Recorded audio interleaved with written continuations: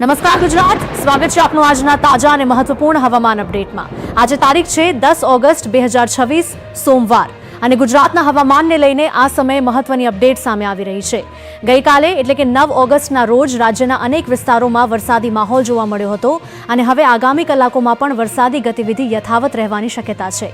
મિત્રો, આજે વાત માત્ર સામાન્ય વરસાદની નથી। હવામાનની હાલની સ્થિતિ પ્રમાણે ગુજરાતના કેટલાક વિસ્તારોમાં વરસાદી ઝાપટાનું જોર વધી શકે છે। ખાસ કરીને મધ્ય ગુજરાત, ઉત્તર ગુજરાત અને દક્ષિણ ગુજરાતના કેટલાક ભાગો પર આજે ખાસ નજર રહેશે।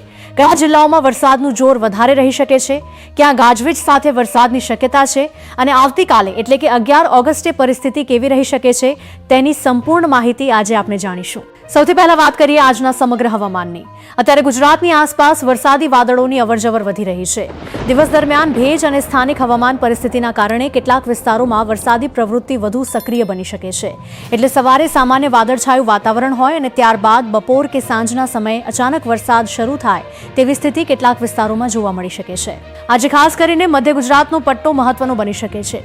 પંચમહાલ, ગોધરા, મહીસાગર, દાહોદ, વડોદરા અને છોટાઉદેપુર તરફ વરસાદી ઝાપટાની શક્યતા છે। કેટલાક સ્થળોએ વરસાદ થોડા સમય માટે જોરદાર બની શકે છે, જ્યારે અન્ય વિસ્તારોમાં હળવાથી મધ્યમ વરસાદ ચાલુ રહી શકે છે। ખેડા અને આણંદ તરફ પણ વાતાવરણમાં પલટો જોવા મળી શકે છે। વડોદરા અને તેની આસપાસના વિસ્તારોમાં પણ આજે વાદળછાયું વાતાવરણ રહેવાની સાથે વરસાદી ગતિવિધિ જોવા મળી શકે છે। આણંદ, ખેડા અને આસપાસના વિસ્તારોમાં બપોર બાદ અથવા સાંજના સમયે વરસાદી ઝાપટા આવવાની શક્યતા છે। એટલે મધ્ય ગુજરાતના લોકોએ આજે ખાસ કરીને બપોર પછીના હવામાન પર નજર રાખવી જરૂરી છે। હવે વાત કરીએ અમદાવાદ અને ગાંધીનગર વિસ્તારની। અમદાવાદ શહેર તથા આસપાસના વિસ્તારોમાં પણ વરસાદી વાતાવરણ બની શકે છે। ગાંધીનગર, કલોલ, સાણંદ, વિરમગામ અને કપડવંજ તરફ છૂટાછવાયા વરસાદી ઝાપટાની શક્યતા છે। જો કે દરેક વિસ્તારમાં વરસાદની તીવ્રતા એક સરખી રહે તે જરૂરી નથી। કેટલાક વિસ્તારોમાં માત્ર ઝાપટા જોવા મળી શકે છે તો ક્યાંક થોડા સમય માટે સારો વરસાદ પણ થઈ શકે છે। હવે નજર કરીએ ઉત્તર ગુજરાત પર। બનાસકાંઠા, સાબરકાંઠા, મહેસાણા, પાટણ અને અરવલ્લીના કેટલાક વિસ્તારોમાં આજે વરસાદી માહોલ જોવા મળી શકે છે। પાટણ તરફ ઊંઝા, સિદ્ધપુર અને આસપાસના વિસ્તારોમાં વરસાદની શક્યતા છે। મહેસાણા અને વિસનગર તરફ પણ વાદળછાયા વાતાવરણ સાથે વરસાદી ઝાપટા આવી શકે છે। હવે ગુજરાતના દક્ષિણ ભાગ તરફ આવીએ। દક્ષિણ ગુજરાતમાં આજે વરસાદની સંભાવના મહત્વની છે। સુરત, નવસારી, વલસાડ, ડાંગ, તાપી, નર્મદા અને ભરૂચના કેટલાક વિસ્તારોમાં વરસાદી ઝાપટા સાથે ગાજવીજ થઈ શકે છે।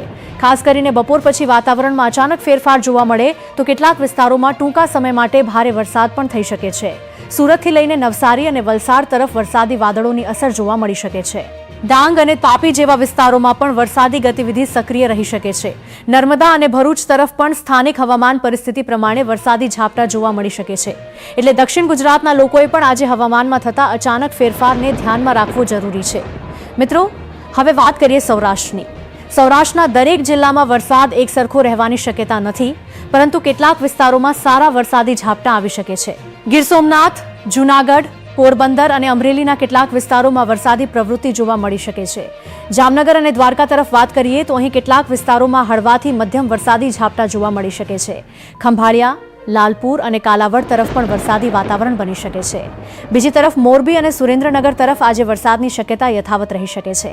હવે કચ્છની વાત કરીએ। કચ્છમાં અત્યારે ગુજરાતના કેટલાક અન્ય વિસ્તારોની સરખામણીએ વરસાદની ગતિવિધિ ઓછી રહેવાની શક્યતા છે। જો કે હવામાન ઝડપથી બદલાઈ શકે છે, એટલે કચ્છમાં પણ સ્થાનિક અપડેટ પર નજર રાખવી જરૂરી રહેશે। મિત્રો, અત્યારે ગુજરાતના કેટલાક વિસ્તારોમાંથી એવી પણ વાત સામે આવી રહી છે કે આકાશમાં નાના નાના વરસાદી ઝાપટા સાથે કાળા ગાજવીજવાળા વાદળો દેખાઈ રહ્યા છે, પરંતુ વાદળો હોવા છતાં દરેક જગ્યાએ વરસાદ પડી રહ્યો નથી। તેનું મુખ્ય કારણ સ્થાનિક હવામાનની સ્થિતિ છે। વાદળો બન્યા એટલે દરેક વખતે જમીન સુધી વરસાદ પહોંચે એવું જરૂરી નથી। ઘણી વખત વાદળોમાં ભેજ તો હોય છે, પરંતુ વરસાદના ટીપા પૂરતા મોટા ન બનતા અથવા ઉપરના સ્તરે પવનની ગતિ વધારે હોવાથી વરસાદ નીચે પહોંચતા પહેલા જ બાષ્પીભવન થઈ જાય છે। કેટલીક જગ્યાએ વાદળો માત્ર થોડા સમય માટે પસાર થઈ જાય છે, જેના કારણે કડાકા ભડાકા સંભળાય છે અને આકાશ એકદમ કાળું થઈ જાય છે, પરંતુ વરસાદના ટીપા જમીન સુધી પહોંચી શકતા નથી। જો કે આવી સ્થિતિ ઝડપથી બદલાઈ પણ શકે છે।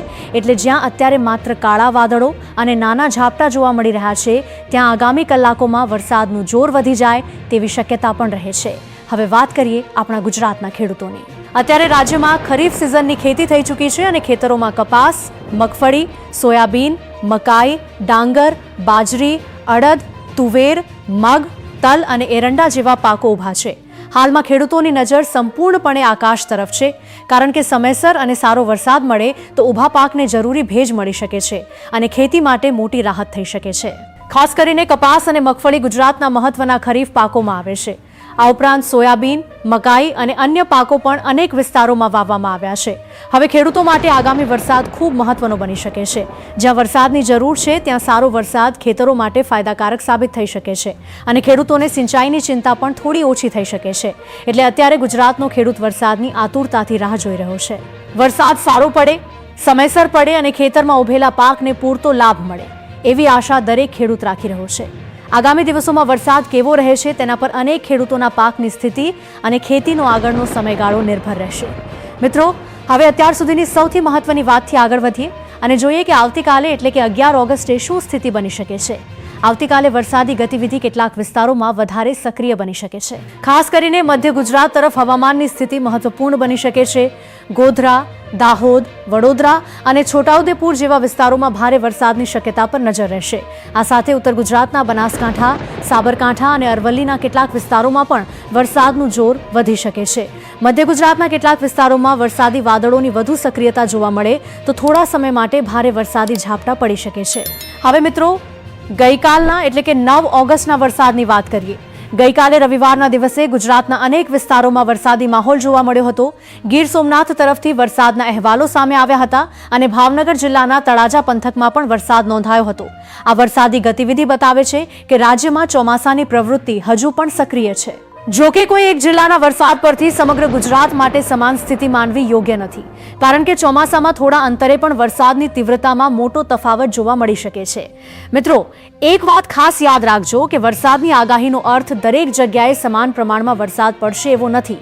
વરસાદ સ્થાનિક વાદળોની રચના, પવનની દિશા અને તે સમયની હવામાન પરિસ્થિતિ પ્રમાણે અલગ અલગ હોઈ શકે છે. એટલે તમારા વિસ્તારમાં વરસાદની સ્થિતિ જાણવા માટે સ્થાનિક અપડેટને પણ ધ્યાનમાં લેવી ખૂબ જરૂરી છે. આજે ખાસ કરીને બપોર બાદથી સાંજ અને રાત્રિના સમયગાળા દરમિયાન ઘણા વિસ્તારોમાં હવામાનમાં ફેરફાર થઈ શકે છે.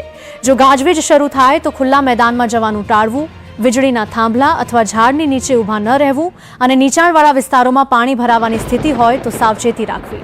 તો મિત્રો, આજની સમગ્ર અપડેટનો સાર એટલો છે કે ગુજરાતમાં આગામી કલાકોમાં વરસાદી પ્રવૃત્તિ ચાલુ રહેવાની શક્યતા છે અને કેટલાક વિસ્તારોમાં તેનું જોર વધી શકે છે. મધ્ય ગુજરાત આજે મહત્વનું રહેશે. ઉત્તર ગુજરાતમાં પણ અનેક વિસ્તારોમાં વરસાદી માહોલ બની શકે છે. દક્ષિણ ગુજરાતમાં ગાજવીજ સાથે વરસાદી ઝાપટા આવી શકે છે અને સૌરાષ્ટ્રના કેટલાક વિસ્તારોમાં પણ વરસાદ જોવા મળી શકે છે. અને હવે તમારી પાસે એક સવાલ છે. તમારા જિલ્લામાં અત્યારે વરસાદ પડી રહ્યો છે કે નહીં? કોમેન્ટમાં તમારા જિલ્લાના નામ સાથે જરૂરથી જણાવજો. જો વરસાદ પડી રહ્યો હોય તો તમારા વિસ્તારમાં વરસાદની સ્થિતિ કેવી છે તે પણ જણાવજો. જો તમને આવી જ ગુજરાતની હવામાન અપડેટ નિયમિત રીતે જોઈએ છે તો વિડીયો લાઇક કરો, તમારા મિત્રો અને પરિવાર સાથે શેર કરો અને ચેનલને સબસ્ક્રાઇબ કરીને અમારી સાથે જોડાયેલા રહો. આગામી અપડેટમાં ફરી મળીશું ગુજરાતના હવામાનની નવી માહિતી સાથે. ત્યાં સુધી સાવધાન રહો, વરસાદ દરમિયાન જરૂરી સાવચેતી રાખો અને સુરક્ષિત રહો.